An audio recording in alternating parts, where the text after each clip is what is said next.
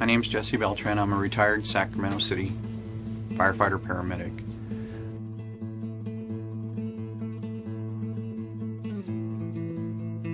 I was on duty and I heard a dispatch call go for a kidnapping of a 4 or 5-year-old girl. We heard law enforcement in pursuit of the vehicle, and they apprehended the suspect in North Sacramento on Manzanita Avenue between Auburn and Madison.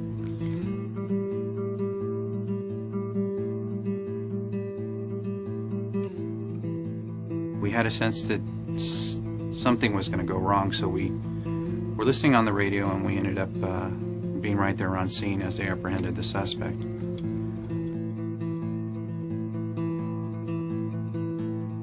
We witnessed them pull the suspect out of the vehicle through the passenger side. We witnessed him being beat up, and eventually he was beaten to death.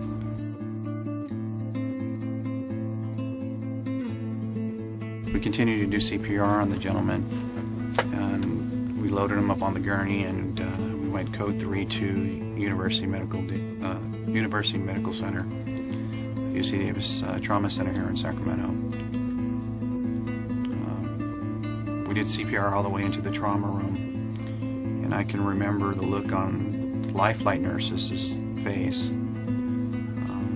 We were all a very close-knit family, and they looked at the gentleman and saw how badly beaten he had been, and their comment was, and I recall it just like yesterday, that this wasn't right. They left the room. They didn't want to have anything to do with this call because it had to do with law enforcement.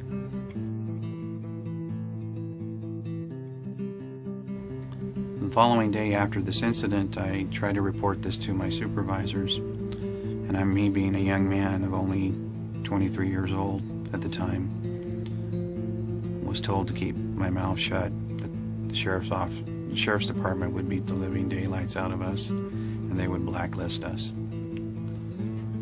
Both Craig Stevens and myself wanted to write a report, but were told not to.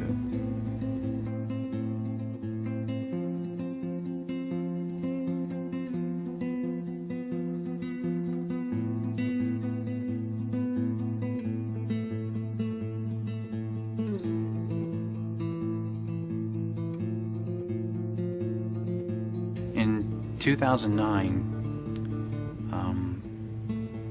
I had a dental appointment in which I was scheduled for 2 root canals, and went to the dentist and signed a consent form to have the root canals done. And during that time, they numbed me up as you typically would expect, but I noticed that something was different.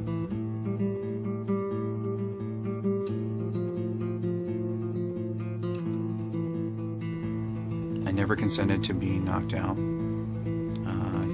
When I woke up, only one of the root canals had been done, but I was told that 2 had been completed.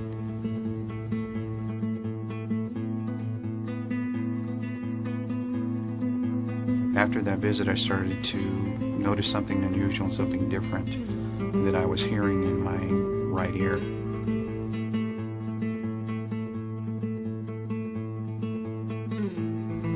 My background is, along with being a firefighter paramedic, is very technical, and I had an IT company and an ISP in the past, and I did proprietary programming. So I'm very familiar with electronic technologies. And what I could hear was a high-pitched whine, which you would assimilate with what is called 60 cycle.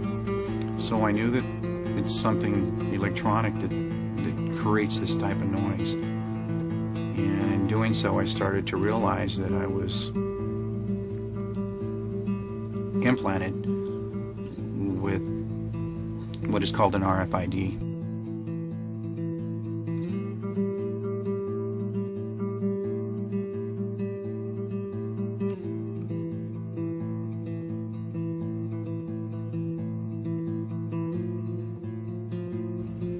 This RFID implantation done without consent to any human being completely violates everything that our government is about, that democracy is supposed to be about. If we look at the monuments there on the grounds of the Capitol, where you have the Firefighters Memorial, you have the Vietnam Memorial, you have the State Seal, everything that the state of California is supposed to represent. What this RFID technology does, it completely stalemates everything.